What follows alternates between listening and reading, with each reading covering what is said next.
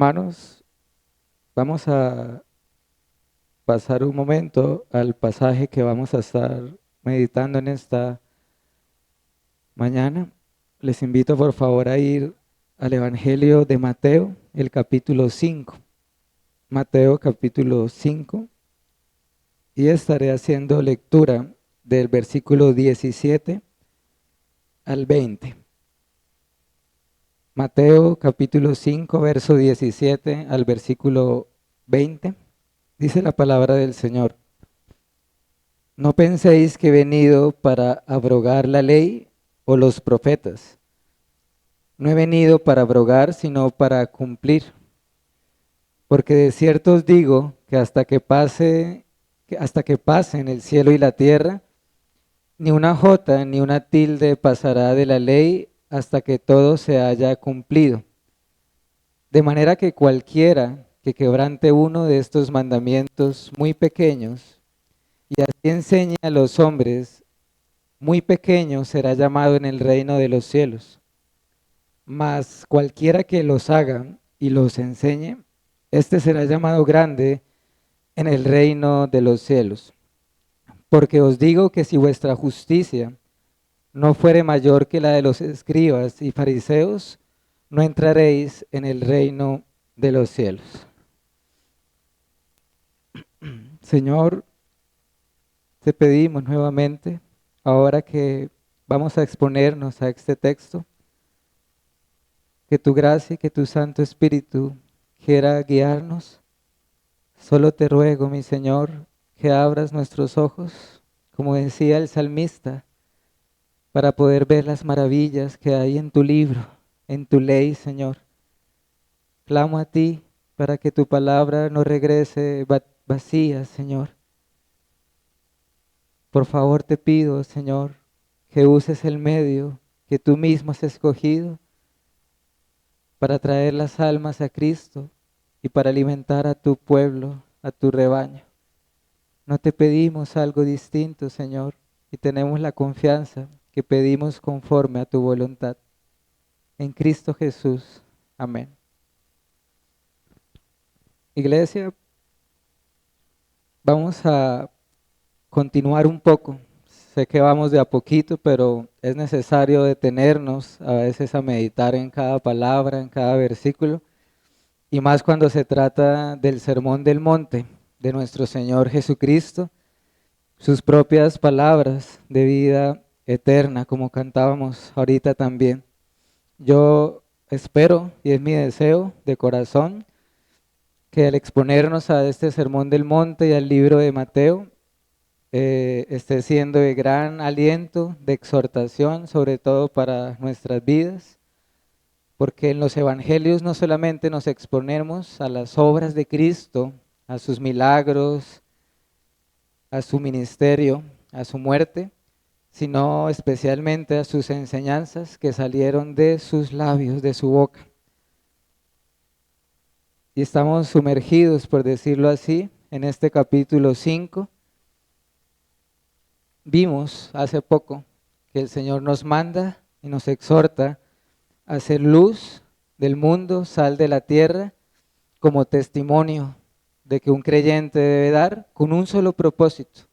Y este es que los no creyentes, los incrédulos, no deshonren ni blasfemen el nombre de Dios a causa de nuestra falta de testimonio.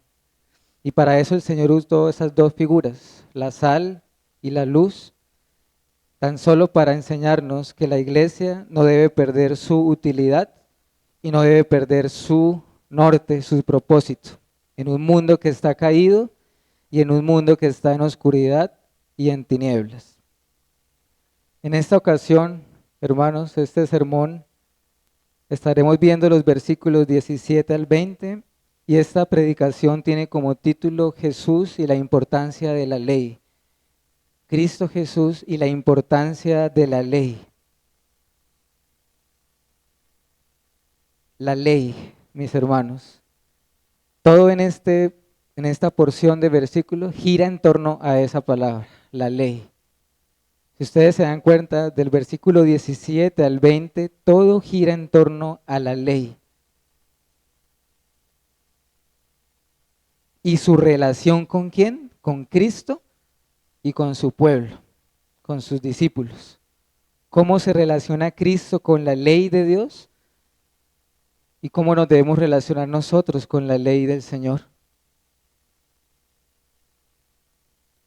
Vamos a ver asuntos como la importancia de la ley de Dios, su vigencia también,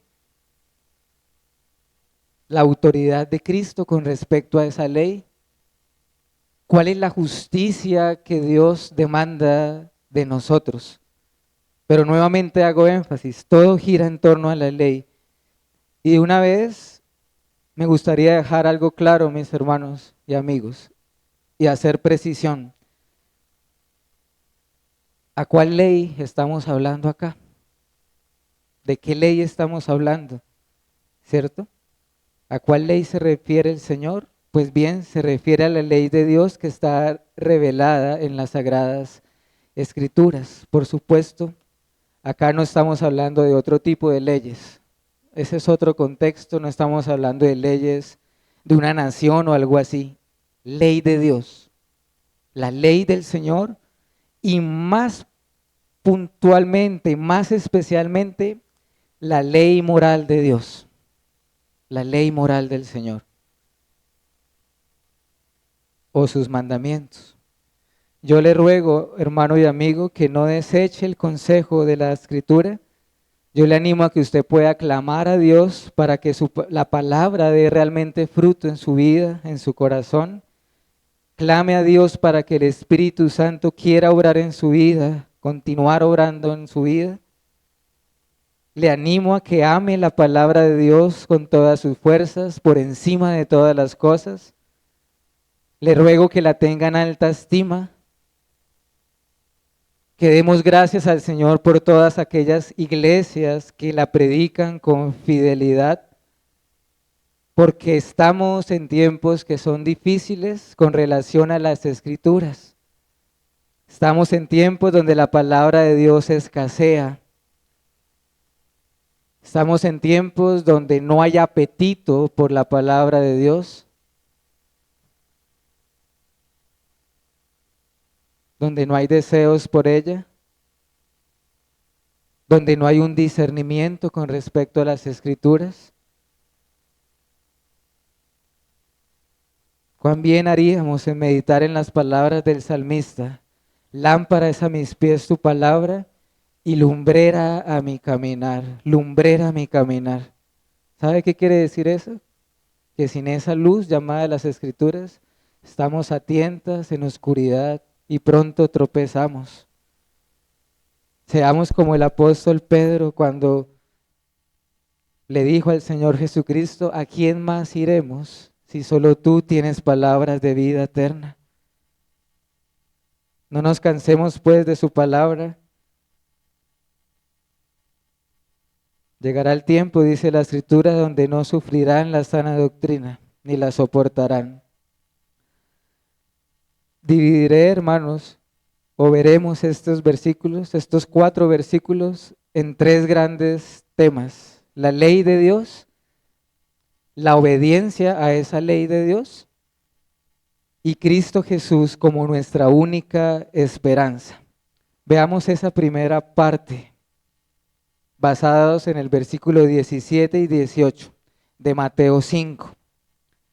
Mateo 5, 17 y 18. Y creo que en estos 2 versículos podemos detenernos por un buen tiempo, hermanos, antes de ir a los siguientes. Y es que preguntémonos, por favor, ¿a qué exactamente se estaba refiriendo el Señor Jesucristo cuando usó estas 2 palabras, la ley y los profetas? Me refiero al verso 17. Miren ustedes sus Biblias. Él está enseñando a la multitud y dice: no penséis que he venido para abrogar la ley o a los profetas. ¿A qué exactamente estaba haciendo referencia el Señor cuando usó ley y los profetas? Esto es importante porque todo el pasaje tiene que ver con esto. Por lo tanto, es importante tenerlo en cuenta.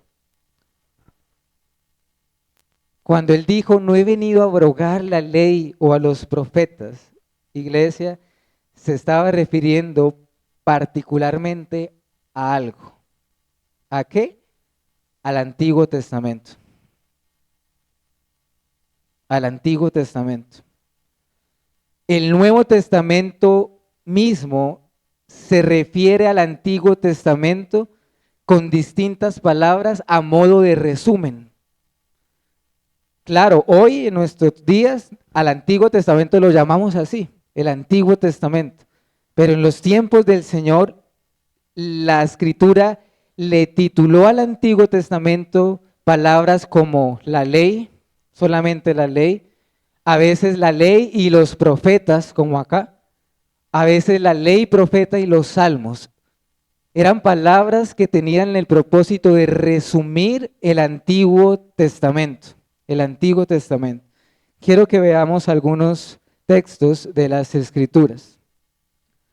Por ejemplo, vayamos a Lucas, el capítulo 24. Lucas 24, versículo 44. Acá hay un ejemplo de lo que les menciono. Acá está cuando el Señor Jesús iba con sus discípulos después de la resurrección camino a Emaús, ¿recuerdan? Y Él les dijo en el versículo 44, estas son las palabras que os hablé estando aún con vosotros, que era necesario que se cumpliese todo lo que está escrito de mí. ¿En dónde? En la ley de Moisés, en los profetas y en los salmos. Allí el Señor se refirió al Antiguo Testamento de esa manera, la ley, los profetas y los salmos. Mateo 7:12, un poquito más adelante de nuestro texto, hay algo similar. Mateo 7:12. Así que todas las cosas que queráis que los hombres hagan con vosotros, así también haced vosotros con ellos. Y miren lo que dice el versículo al final. Porque esto es la ley y los profetas. Pienso ahorita en otro texto, solo lo voy a nombrar. En la parábola del rico y Lázaro, cuando Abraham estaba oyendo los clamores del rico, y él decía, Padre Abraham, que se levante uno de entre los muertos para dar testimonio a mi familia, así creerán. ¿Qué le respondió Abraham? A Moisés y a los profetas tienen, óiganlos. Si no oyen a Moisés y a los profetas, tampoco se persuadirán que alguno se levante de los muertos. ¿Tenían a Moisés y a los profetas con vida en ese momento? No. ¿A qué se estaba refiriendo? A un libro, mis hermanos. A un libro donde quedó registrada las palabras de Moisés y de los profetas. Al Antiguo Testamento. De manera que para resumir este punto, cuando en nuestro texto Cristo está enseñando acá o habla de la ley y los profetas, se está refiriendo al Antiguo Testamento. Y esto nos va llevando a algo que para mí es muy importante en esta mañana. No solamente estamos viendo la importancia de la ley de Dios, sino que hay algo en particular que este pasaje, el que estamos viendo en esta mañana de Mateo 5, nos está llevando, mis hermanos. Me estoy refiriendo a la vigencia de la ley. La vigencia de la ley de Dios. Porque es que esta es la gran pregunta que la iglesia ha tenido que responder por siglos, por años. ¿Está vigente la ley de Dios para nosotros? Si el Señor Jesús ya vino, murió por su pueblo, ¿estará vigente la ley de Dios, sus mandamientos para nosotros? Y a esto respondemos un sí, con firmeza. La ley de Dios sigue vigente hoy y lo seguirá siendo por mucho tiempo, como veremos ahorita en un momento. Y para esto quiero ir a varios pasajes, hermanos, de las Escrituras, para que veamos que no les estoy dando mi parecer personal, mi opinión. El Nuevo Testamento asegura la vigencia de la ley de Dios. Pero antes de ir a algunos otros textos, veamos nuestro pasaje. En Mateo 5:17. El Señor Jesús está diciendo, no he venido a abrogar la ley. Estamos ante un texto bíblico que es literal, ante una enseñanza que es incluso explícita del Señor Jesús, donde afirma que la ley de Dios no ha sido abrogada. Es decir, lo que quiero comunicar es que no hay ni siquiera forma de espiritualizar un pasaje como este. Es algo explícito. Pero lamentablemente y tristemente para nuestro lloro, muchos van a la Biblia con tijeras, hermanos. Realmente van con tijeras y recortan a diestra y a siniestra. ¿Cuál era el problema en el contexto de nuestro pasaje? El judaísmo, los judíos en los tiempos de Cristo, al escuchar sus enseñanzas, empezaron a verla con cierto recelo, con preocupación, como si las enseñanzas de Cristo fueran una amenaza ¿para qué cosa? Para la ley y los profetas. Como una amenaza para el Antiguo Testamento. E incluso esa es la preocupación del autor del Evangelio, de Mateo. Él quiere demostrar que la intención de Cristo no es contradecir a Moisés y a los profetas, sino todo lo contrario, el cumplimiento de esa ley, el cumplimiento de la ley de Moisés.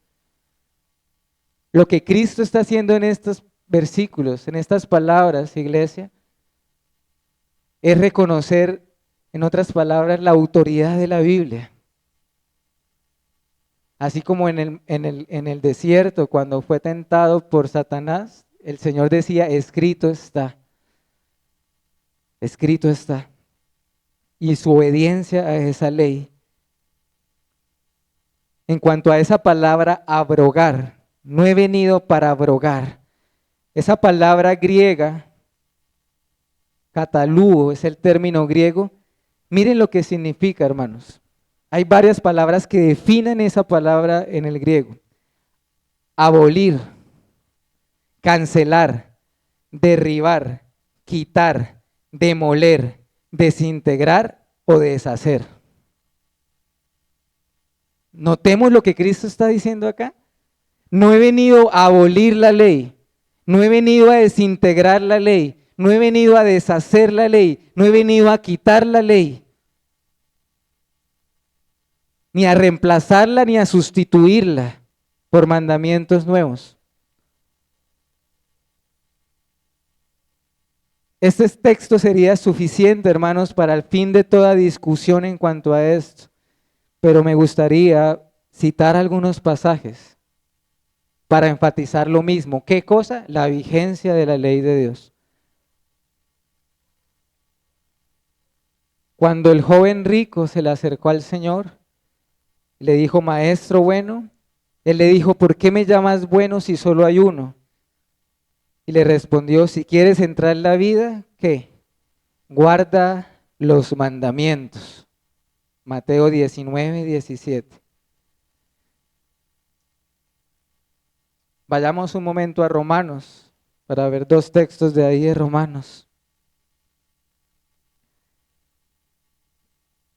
Recordemos que estamos viendo pasajes que nos demuestran, nos enseñan de la vigencia de la ley de Dios.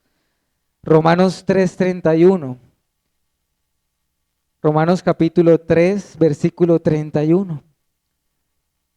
Dice el apóstol Pablo, luego por la fe, mire la palabra que usa, ¿invalidamos la ley? ¿Y cuál es la respuesta de él? En ninguna manera, sino que confirmamos la ley. Romanos 7:12, un poco más adelante, Romanos 7, versículo 12. Otra vez el apóstol enseña con la ley y miren lo que dice. De manera que la ley a la verdad es santa, el mandamiento es que santo, justo y bueno. Bueno. Mis hermanos, cuando el autor de los Hebreos prometía que la iglesia estaba bajo el nuevo pacto, el Señor decía cuál era la promesa que estaba profetizada desde el Antiguo Testamento con respecto al pueblo del Señor. Pondré qué cosa en sus mentes y en sus corazones. Mis leyes. ¿Cuáles leyes? ¿Cuáles leyes, hermanos? No estamos hablando de leyes nuevas. Pondré mis leyes en su mente y en su corazón. En Apocalipsis los santos dice que guardan los mandamientos de Dios, guardaron los mandamientos de Dios y la fe de Jesús. Apocalipsis 14:12, si quiere anotar esa referencia. Aquí está la paciencia de los santos, los que guardan los mandamientos de Dios y la fe de Jesús. ¿Qué tienen en común estos versículos que acabamos de hacer referencia, hermanos? Todos tienen algo en común. Todos dicen que la ley de Dios no es obsoleta, no es arcaica, no es algo del pasado. Miren lo que dice Pablo, es buena, es justa. Hermanos, ahorita lo vamos a ver en un momento. Los que depositan su confianza en Cristo obedecerán sus mandamientos. La ley de Dios no va más allá de las edades y de las culturas. Claro, hay cosas que hay que ver el contexto, pero recuerden que estamos haciendo un énfasis en la ley que moral de Dios, trasciende las edades y las culturas.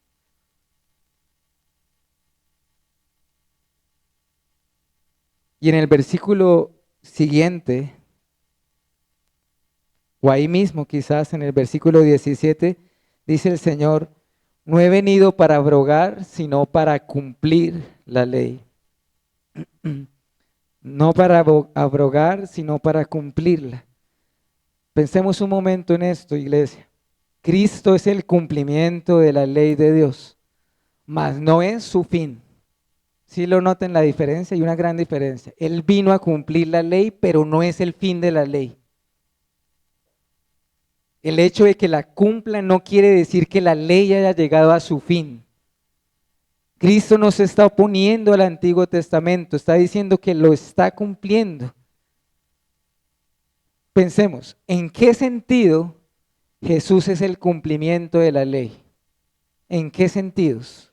Por lo menos se me ocurren dos. Uno, en el sentido de que toda la ley de Dios, Génesis hasta Malaquías, pasando por Moisés, los profetas, los salmos, ¿qué hacían? Apuntaban ¿a quién? A Cristo, mis hermanos. Todos ellos tenían una sola intención, señalar a Cristo, profetizarlo, anunciarlo, al Mesías prometido, al ungido de Dios. Muchas cosas en el antiguo pacto eran tipos de Cristo, eran sombras de lo que había de venir.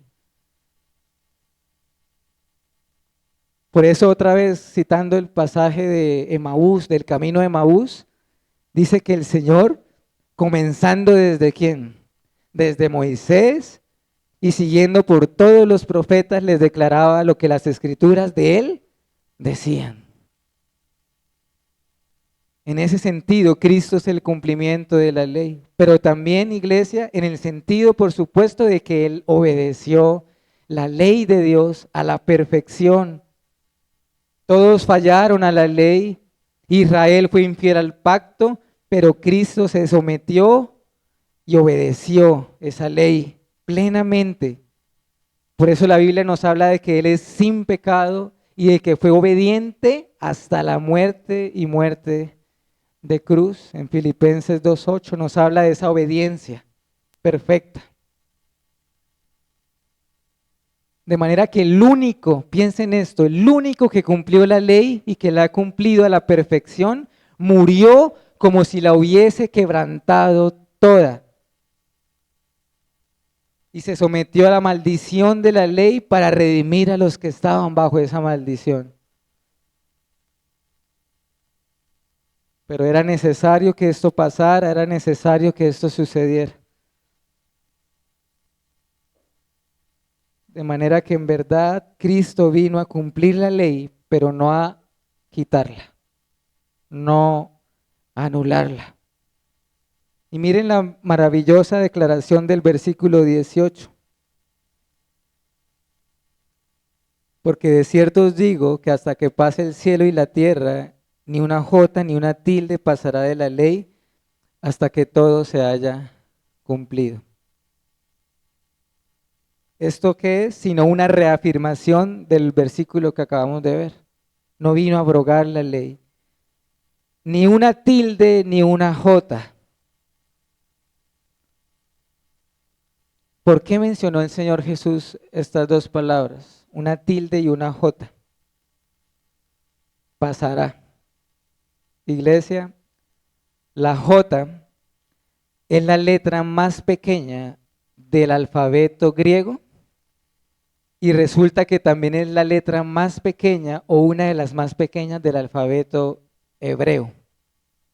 Es tan diminuta, ustedes lo pueden buscar en internet, es tan diminuta como un punto. En el alfabeto hebreo la J es como un puntico, pero muy importante. ¿Qué es lo que quiere decir el Señor con esto, hermanos? ¿Por qué puso este ejemplo? Está diciendo que ni la letra más pequeña de la ley de Dios pasará, ni la más pequeña. De manera que sin duda alguna nos habla de la vigencia de la ley de Dios, pero eso está conectado con otras doctrinas importantes de la Biblia también, no solo con su vigencia. Por ejemplo, su inspiración. Aún la letra más pequeña ha sido inspirada por Dios, como le dijo Pablo a Timoteo. Toda la escritura es inspirada por Dios y útil. Y con algo más, la vigencia de la ley de Dios, la inspiración, pero también la preservación de las escrituras. Ni una jota que pasará, pasará, no se perderán. El cielo y la tierra pasarán, pero mis palabras no pasarán. Mateo 24:35 dijo el Señor Jesucristo. El cielo y la tierra pasarán, pero mis palabras no pasarán. Y claro, iglesia, quiero hacer también una claridad.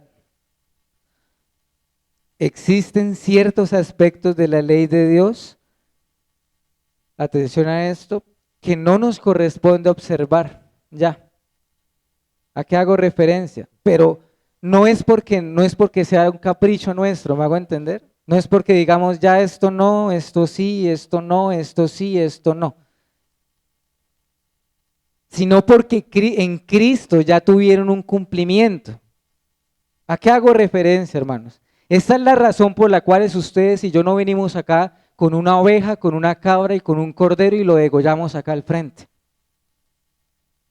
como en Levítico. ¿Por qué? Porque estas cosas fueron tipo y el cordero inmolado ya vino y fue sacrificado, el cordero pascual. Esa es la razón por la cual nosotros no observamos el séptimo día de la semana, sino el primero.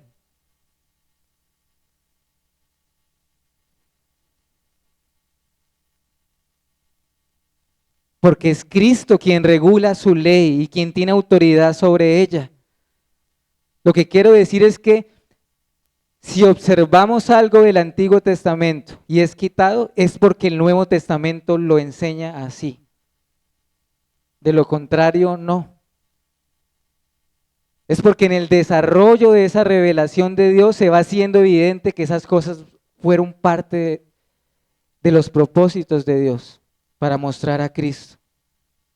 Pero sin duda alguna, otra vez, lo que tiene que ver con la ley moral de Dios, iglesia, es para ustedes y para mí. Y Cristo no vino solo a cumplir la ley de Dios, sino que también está diciendo que la ley de Dios se cumplirá hasta que todo sea cumplido. ¿Cómo así? Porque tú y yo podríamos preguntarnos hasta cuándo, ¿cierto? Bueno, si la ley de Dios está vigente, ¿hasta cuándo lo estará? Si no ha sido abrogada, entonces ¿hasta cuándo seguirá? Bueno, amigo y hermano, el Señor nos da la respuesta en nuestro pasaje. Mientras el cielo y la tierra permanezcan en este mundo, su palabra y su ley permanecerá.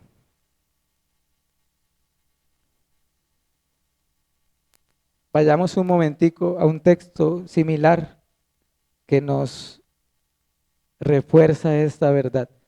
Lucas 16, Evangelio de Lucas, capítulo 16, versículo 16 al 17.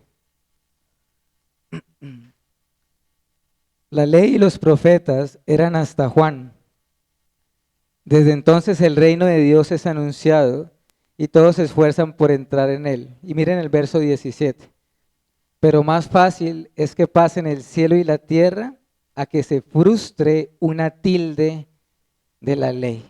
¿Ven la conexión, hermanos, con nuestro texto? ¿Qué es lo que está enseñando el Salvador?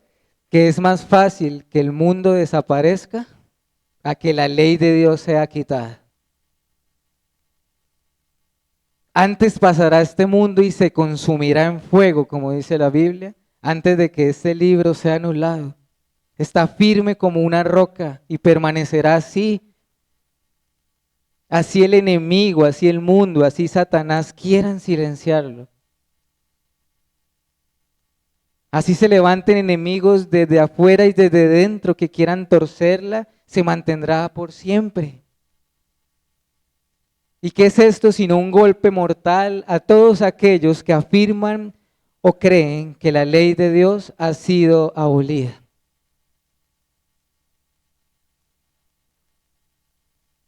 Y antes de pasar a los versículos 19 y 20, sí quisiera mencionar algo muy práctico, hermanos. Esto que acabo de mencionar es un error grave, una herejía que tiene nombre propio.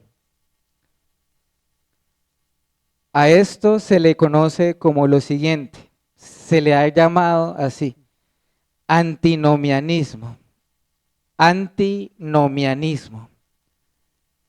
¿Qué significa esta palabra? Anti significa contra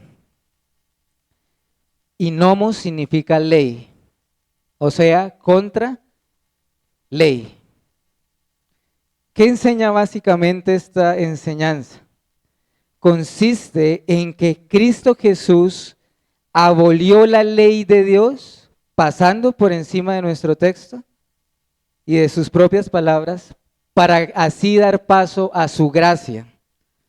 Es decir, como la salvación es completamente por gracia y completamente por medio de la fe en Jesucristo, entonces la ley de Dios en el Antiguo Testamento, la ley moral o incluso mandatos morales del Nuevo Testamento no tienen la menor vigencia o relevancia o necesarios para los creyentes hoy en día. Esta herejía es la reacción al otro extremo. ¿Saben cuál es el otro extremo de esto? El legalismo. Estos son los dos extremos, el legalismo y el antinomianismo.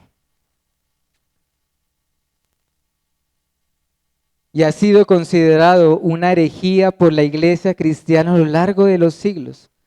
Pero ¿saben qué, mis hermanos? Nunca han faltado los simpatizantes de esto, queriendo introducir este veneno, porque es un veneno dentro del cristianismo y dentro de las iglesias locales. Siempre a lo largo de la historia siguen brotando aquellas ideas que intentan suprimir toda relevancia de la ley de Dios. Y debemos estar alertas y vigilantes, porque no creemos que exista una contradicción entre la gracia de Dios y la fe en Cristo y la observancia de sus mandamientos. No hay ninguna contradicción entre que Dios declare justo y que el Espíritu Santo esté santificando a una persona. Recuerda la advertencia del autor a la carta en Judas, en la Biblia.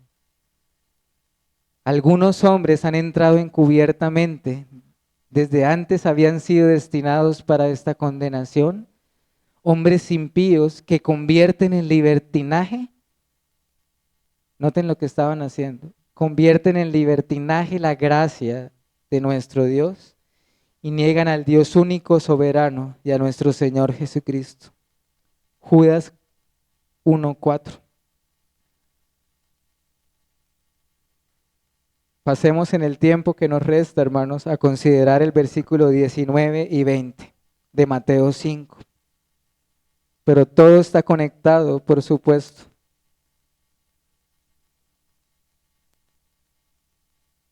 De manera que cualquiera que quebrante, verso 19, uno de estos mandamientos muy pequeños, y así enseña a los hombres, muy pequeños será llamado en el reino de los cielos. Mas cualquiera que los haga y los enseñe, este será llamado grande en el reino de los cielos. Acá continúa la enseñanza de nuestro Salvador acerca de la importancia de la ley de Dios y su vigencia, a través de lo que él llama el pequeño y el grande en el reino de los cielos. Y cuando en este versículo 19, iglesia, atención a esto, él dice de manera que cualquiera que quebrante uno de los mandamientos de Dios y así lo enseñe, el énfasis ¿en dónde está? ¿En dónde está el énfasis del Señor, hermanos? En que esa palabra quebrantar, claro, eso implica desobediencia. Pero ¿saben en dónde, con qué está conectada esa palabra quebrantar? El término se define como, no tanto como transgresión del mandamiento, sino como aquel que lo ha olvidado o lo ha soltado o lo ha dejado. ¿Notan la conexión con el verso anterior? O sea, acá quebrantar antes de la transgresión es dejarlo a un lado. El que lo quebranta, es decir, el que lo deja a un lado y enseña a otros a hacer lo mismo.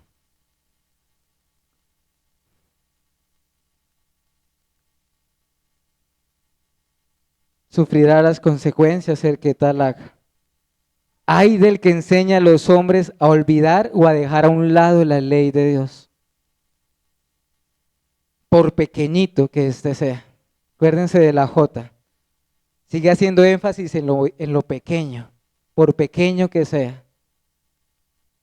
En contraste, el Señor llama más bien a que no olvidemos sus mandamientos y a tenerlos en cuenta y a practicarlos, a aferrarnos a ellos, a enseñarlos a los hombres, y dice, serán llamados grandes en el reino de los cielos. Y esto nos lleva, obviamente, por supuesto, ya al tema de la obediencia, a la obediencia a los mandamientos del Señor.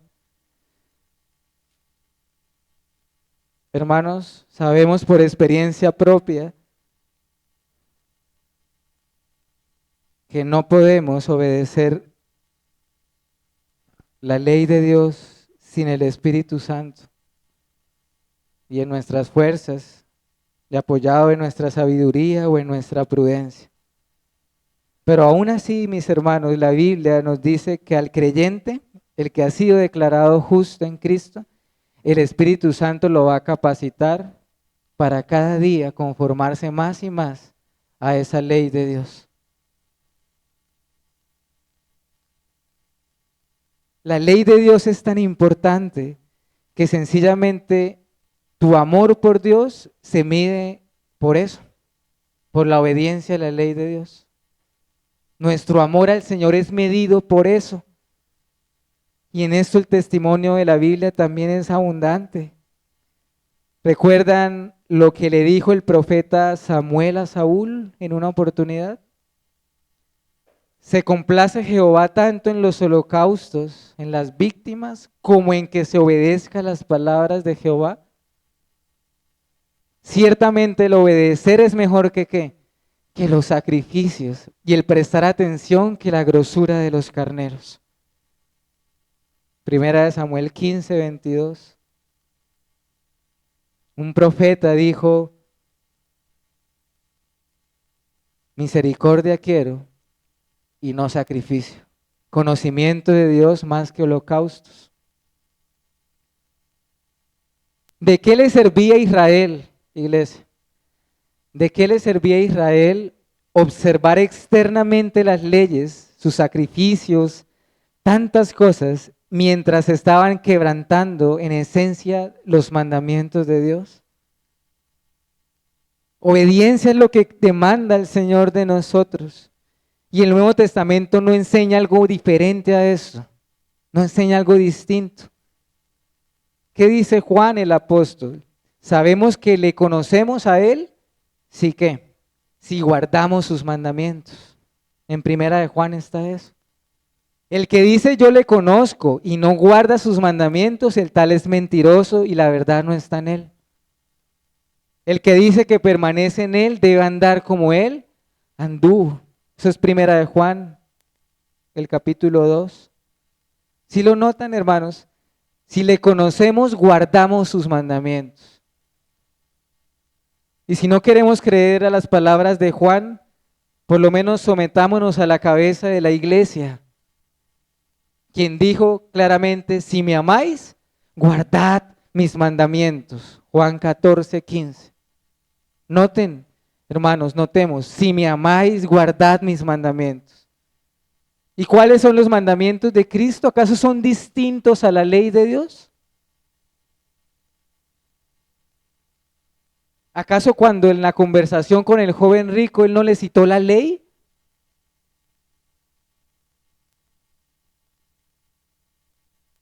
Jesús hablaba como quien tenía autoridad, ¿cierto? Y las personas se asombraban por eso. ¿Quién es este que habla como quien tiene autoridad?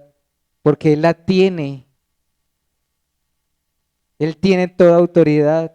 ¿Qué dijo Cristo antes de su ascensión? Toda autoridad le fue dada en el cielo y en la tierra.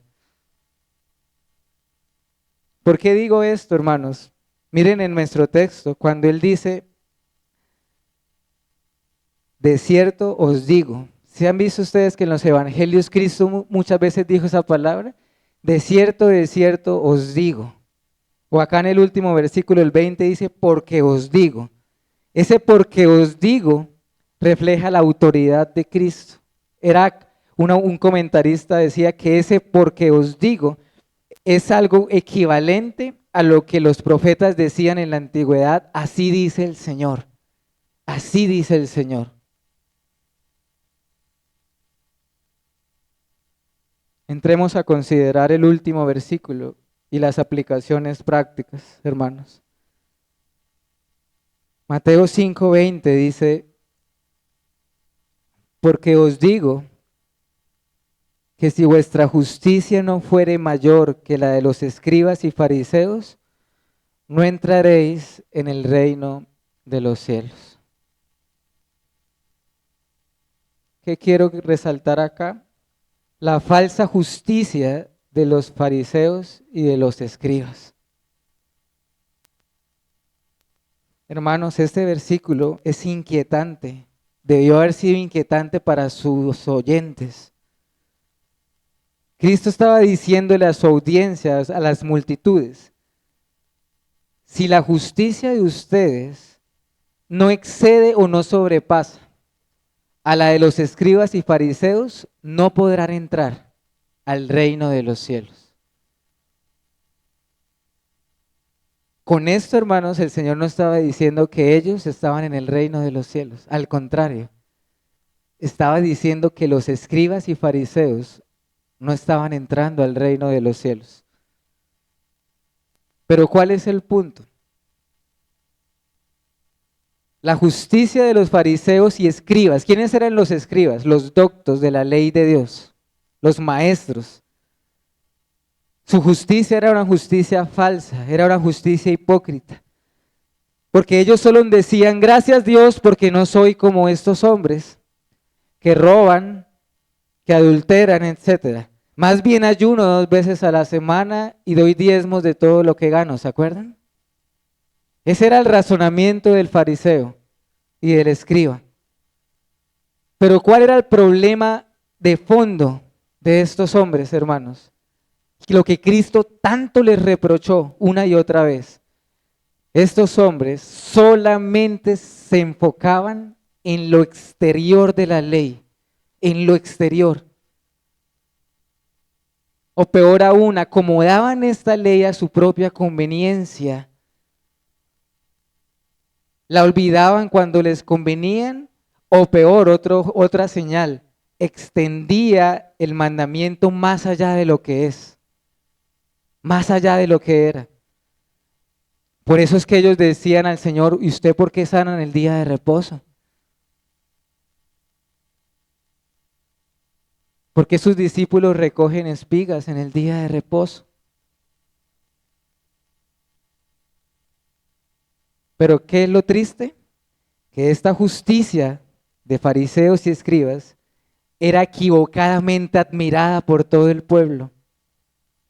Todos los admiraban, los idealizaban. ¿Cómo consideraba el pueblo de Israel? ¿Cuál era su opinión común y general con respecto a escribas y fariseos, hermanos? ¿Cómo eran vistos ellos? Los más piadosos, el modelo a seguir, conocedores de la ley de Dios a la perfección. ¿Por qué? ¿Por qué era esa la mentalidad del pueblo? Porque eso era lo que ellos querían. Por eso se hacían de primero en las sinagogas, por eso ayunaban para que se dieran cuenta, por eso oraban públicamente para que todos los vieran. Y eso fue lo que obtuvieron. Eso fue lo único que obtuvieron. Pero ahora el Señor está diciéndole a la multitud: si quieren entrar al reino de los cielos, vuestra justicia debe exceder a la de ellos. Y piense nuevamente la opinión que tenían de estos hombres. Hermanos, lo que quiero decirles es que este versículo es como si el Señor Jesús estuviera llevando a que las personas se pregunten: ¿cómo podemos exceder esta justicia? O en otras palabras, si ellos son así y no pueden entrar al reino de los cielos, entonces ¿quién será salvo? A eso los quería llevar al Señor. Y es ahí donde entra la justicia perfecta del Señor Jesucristo. Noten que en ningún momento Cristo está ignorando los mandamientos de Dios. Está llevándonos a que depositemos la confianza solo en Él y solo en Él. Pero allí estaban estos hombres espléndidos, sepulcros blanqueados, cuyas obras, dice Isaías, son trapos de inmundicia. Pero acá vemos otra cosa, que Dios demanda justicia perfecta, la cual se halla en Cristo Jesús, solamente, hermanos. Amigo, te estoy diciendo tu única esperanza. Cristo Jesús es la justicia perfecta de Dios.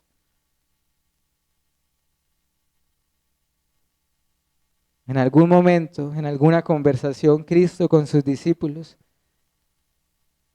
ellos llegaron al extremo de decir: Señor, ¿y entonces quién podrá ser salvo? Y ahí es donde las famosas palabras: para los hombres es imposible, mas para Dios es posible. Miren que ese versículo está en el contexto de la salvación. Para los hombres es imposible. Ahora el creyente en Cristo, declarado justo gratuitamente por la gracia del Señor, será capacitado por el Espíritu de Dios a una obediencia más profunda a estos mandamientos.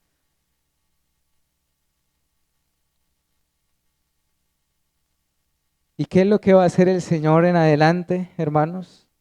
En todo lo que resta del capítulo 5 y probablemente de todo el Sermón del Monte. Es más, esto era como una introducción. Él va a empezar no a anular la ley, no a abrogarla. ¿Qué va a empezar a hacer? A explicarla, a enseñar la esencia de la ley. Por eso después vendrá Jesús y la ira, Jesús y el adulterio, Jesús y el divorcio, Jesús y los juramentos. Va a empezar a exponer la ley, hermanos. Todo lo contrario a abrogarla. Va a enseñar su verdadera esencia, su verdadera naturaleza.